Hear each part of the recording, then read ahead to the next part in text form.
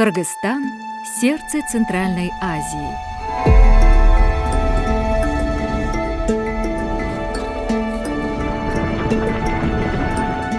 Земля небесных гор и прозрачных вод.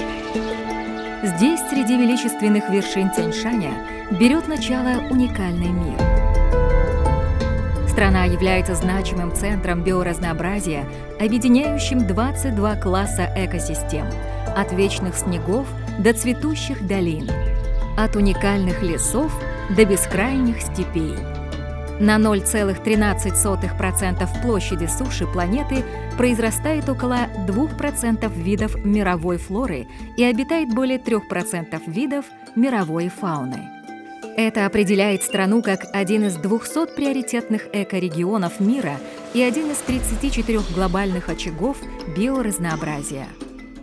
Кыргызстан является страной с одной из наиболее крупных и устойчивых популяций снежного барса в мире. Снежный барс является национальным символом страны.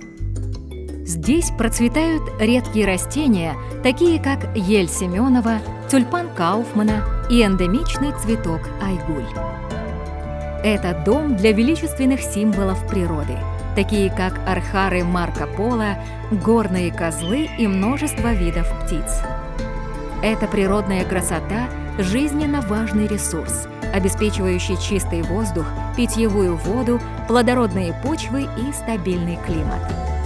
Чтобы сохранить это богатство для будущих поколений, правительство Кыргызской Республики при поддержке ПРООН ведет работу по обновлению национальной стратегии и плана действий по биоразнообразию. Это совместные усилия каждого из нас для защиты уникальной природы Кыргызстана. Сохраняя ее сегодня, мы защищаем наше завтра.